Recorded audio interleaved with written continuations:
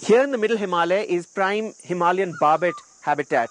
This bird is found right across the Himalaya from the west to the east in these middle altitudes.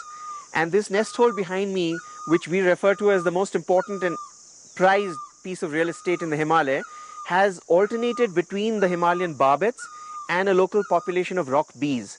And while the barbets nested in it 1 year and successfully reared a brood of chicks, the rock bees took over shortly after once their breeding season got over and didn't allow the barbets to come back the next breeding season in spring when they wanted to once again breed there.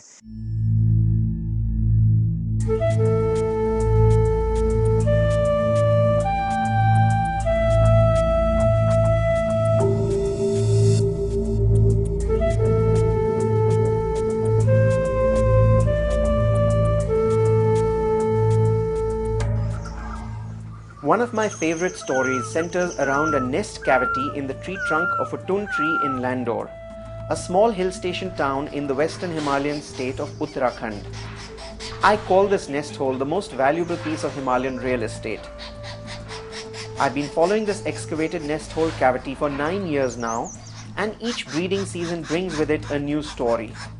In the first season of my study, a large group of Himalayan rock bees had possession of the nest hole.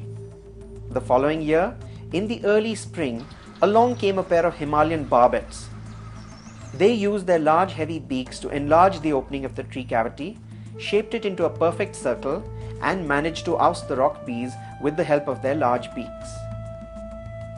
In an amazing turn of events, the rock bees claimed it back the following season, once the barbets had abandoned it on successfully raising a brood within. However, a colony of wasps had somehow started eyeing it as well. Even as the rock bees took possession of the nest hole, the wasps kept a small army of sentinels hovering at the entrance, buzzing a few inches from the nest hole in the air, hoping to get a foothold into this prime residential abode. For a full 3 years, the wasps remained mid-air, hoping to claim possession of the real estate. The wasps would retain vigil throughout the daylight hours, and each time the wasps came close, the aggregate of bees at the entrance shook themselves in unison to give the effect of being larger and more intimidating than they really were, to keep up the pressure on the wasps and continue to stake out their own claim.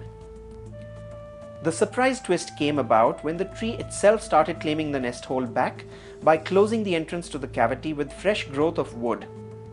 With time, the hole closed entirely, thus jettisoning the rock bees from it, and when the cavity was less than the width of a bee, the bees gave up and exited their nest hole.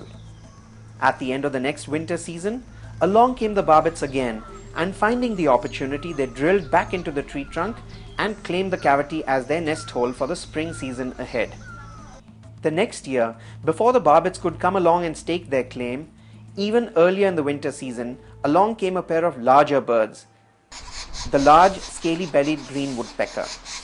Now these woodpeckers can pack a punch when wood is the target, and so they busied themselves in further enlarging the diameter of the entrance to their new home and proceeded to lay their eggs in the cozy chamber inside. They successfully fledged a brood of 3 young woodpecker chicks, even as they were kept busy procuring food for the growing youngsters within, collecting grubs and larvae from rotting tree trunks which they brought back in their gizzards and throats, regurgitating into the hungry mouths of the chicks within. And when a feeding session is done, the chick being fed turns neatly around and delivers a fecal globule which the parent then takes gingerly in its beak, so as not to puncture it, and deposits it in some faraway place in the forest. This is done so that predators don't become aware of the presence of their chicks in the nest hole from fallen fecal matter below the tree.